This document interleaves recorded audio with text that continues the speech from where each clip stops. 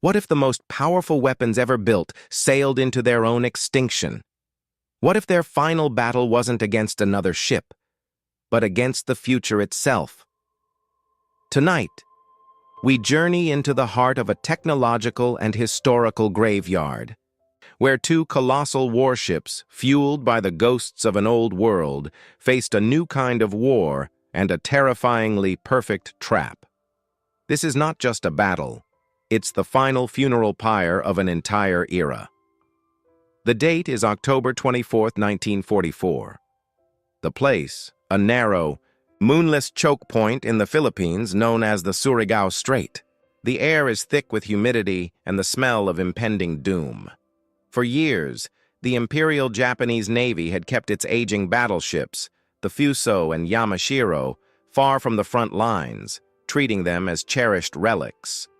They were the stay-at-homes, the old veterans, too slow and too vulnerable for the new age of carrier warfare. But now, their nation, their very empire, was on the brink of collapse. And in one final, desperate and suicidal gamble, these two ancient sisters were called upon to fight their last, glorious, and absolutely pointless battle. What could possibly drive a navy to commit its most precious assets to a mission with no hope of return? To understand their final moments, we must understand who they were. The Fusō and Yamashiro were not sleek, modern warships. They were true dreadnoughts, laid down before World War I, in an age where naval power was a simple equation of big guns and thick armor. But their most striking feature, what made them both legendary and fatally flawed, was their towering, complex pagoda masts. They were a chaotic, almost precarious-looking stack of platforms, searchlight towers, and command bridges, reaching dizzyingly high into the sky. In the West, they were called pagoda masts. In Japan, they were a testament to a desperate constant need to rebuild and refit older ships to keep pace with a rapidly changing world. These towers were piled high with observation posts and rangefinders, a physical representation of a naval doctrine that relied on the sharp eyes of sailors to find the enemy and win the day in a decisive close-range gunfight. But by 1944, that doctrine was dead, rendered obsolete by an invisible force. How can a weapon of war, still bristling with colossal guns, be considered obsolete even before it fires its first shot in anger?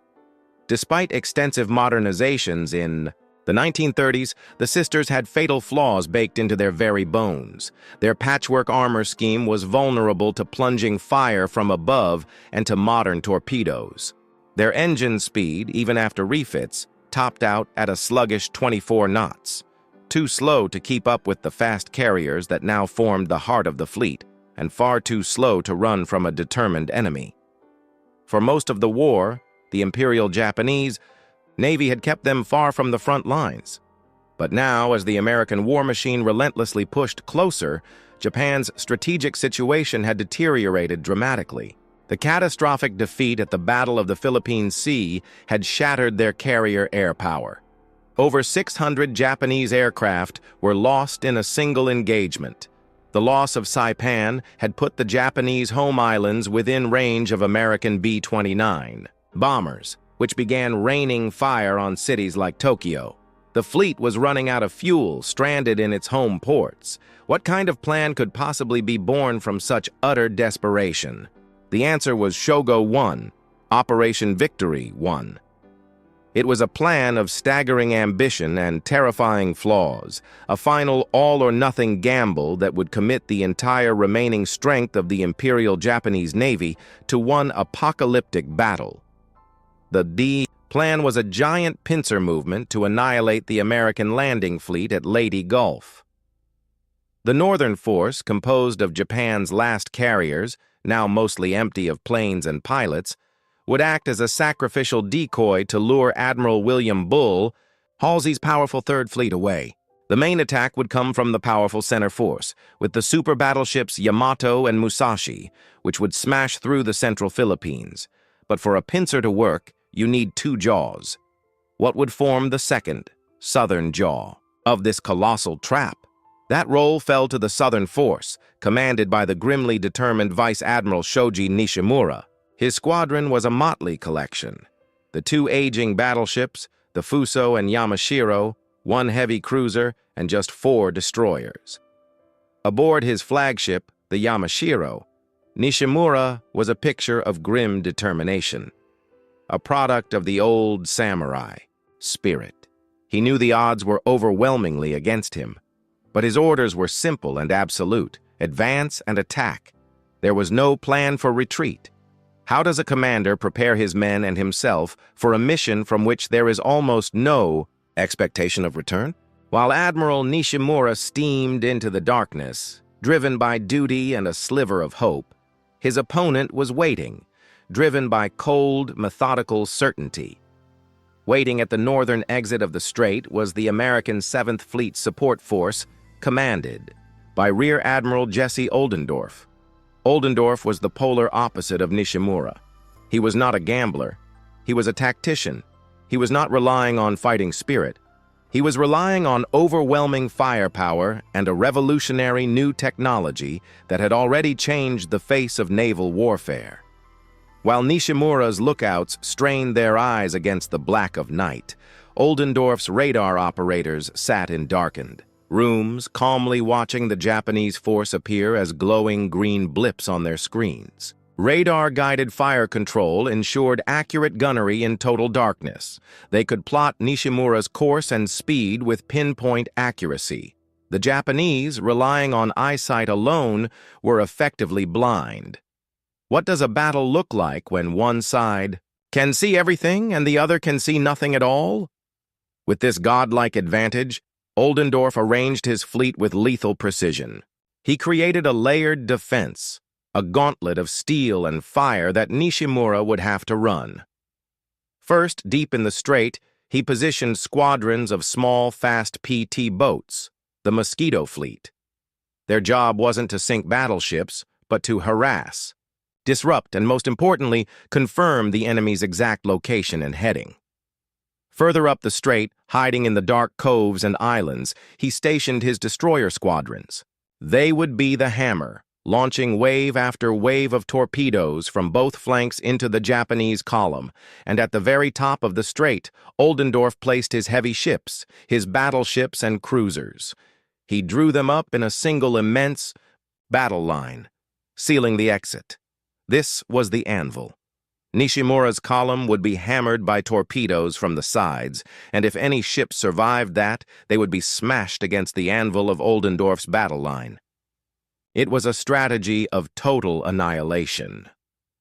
On the bridge of the USS Louisville, Admiral Oldendorf watched the radar plots become clearer, the reports from the PT boats confirming what the screens already told him. The Japanese column was steaming, steadily forward, unwavering, right into the designated kill zone. The first sign of trouble came just after 10:30 p.m. aboard the Japanese destroyers. Lookouts screamed warnings. Small, fast-moving shapes were zipping across the water, the PT boats. Nishimura, ever focused on his objective, dismissed them as a nuisance. He ordered his force to increase speed. But he had made a critical miscalculation. The PT boats had performed their primary mission perfectly. They had forced the Japanese to reveal their hand, confirming their exact position, speed, and heading for every American ship waiting up the line. The trap was now calibrated with lethal precision. Then at 2:40 a.m., the jaws of the trap began to close. From the darkness on both sides of the strait, the American destroyers sprang their ambush. Over 100 torpedoes, their wakes creating ghostly white lines, sliced through the water. On the bridge of the Yamashiro, lookouts screamed, "Warnings! Torpedoes to port! Torpedoes to starboard!" In less than 10 minutes, Nishimura's protective destroyer screen had been shattered. The destroyer Yamagumo vanished in a cataclysmic explosion. The Mikishio was hit and left dead in the water, but the torpedoes were not done. They were now aimed for the big prizes. Aboard the battleship Fusō, the world ended. One, then possibly 2 torpedoes slammed into her starboard side. The explosions ripped a massive hole near her boiler rooms, causing rapid flooding. The ship lost power and began listing heavily. She fell out of the battle line, a blazing, sinking wreck. Contrary to earlier accounts, her fate was even more horrific. She didn't split in two in a single glorious explosion. Instead, she flooded progressively, becoming a hellish inferno of tortured metal and trapped men before capsizing and sinking intact, taking nearly all of her 1,600-man crew with her. Only about 10 survivors were rescued. What must it feel like to know a weapon that can tear your world apart is coming, but to have no idea from where? Nishimura on the Yamashiro saw the glow of the fires behind him, but could not know the extent of the damage. Duty compelled him forward. Admiral Nishimura was now utterly alone. Logic, reason, and the instinct for self-preservation all dictated a retreat. But the samurai code, the very essence of his being, did not allow for it. He sent a final defiant message to the overall commander of the Japanese fleet. "We are proceeding to the target point, all ships continuing to charge." With his flagship, the battered cruiser Mogami, and the lone destroyer Shigure, he steamed forward at 20 knots. He was charging toward the last line of the American trap. He was charging toward the guns of 6 American battleships. He was charging toward his own annihilation. On the bridge of the USS Louisville, Admiral Oldendorf watched the radar plot. The small cluster of blips that was Nishimura's remnant force continued its steady advance. He had waited for this moment. His ships, veterans of Pearl Harbor, had waited 3 long years for this very moment of retribution. At 3:51 a.m., Oldendorf gave the order that would make history. He had perfectly executed the classic naval maneuver known as crossing the T. Nishimura's ships formed the short vertical line, able to fire only their forward guns. Oldendorf's fleet formed the long horizontal line, allowing every single battleship and cruiser to bring their full broadside to bear, over 300 heavy guns in total. It was the dream of every naval commander for centuries, from Trafalgar to Jutland, and it would be the last time in history it was ever achieved by battleships. The entire horizon lit up as the American battle line erupted in a single coordinated flash of orange flame. For the men on the Yamashiro, it must have looked like the sun rising in the middle of the night. Dozens of armor-piercing shells, each weighing as much as a small car, screamed through the darkness. Radar-directed fire control meant the Americans didn't need to see their target. Their computers had already calculated the solution with chilling accuracy. The Yamashiro was engulfed by a storm of steel. Shells smashed into her pagoda mast, turning the command center into a slaughterhouse, and likely killing Nishimura instantly. Fires erupted everywhere, and American cruisers joined in, hosing the superstructure with thousands of high-explosive shells, peeling away her steel plating as if it were tinfoil. Yet, incredibly, she fought back. Through the fire and the mangled steel, the Yamashiro's remaining guns fired defiantly into the night, blind shots of rage against an enemy she could not see. She was dying. But she was dying like a warrior.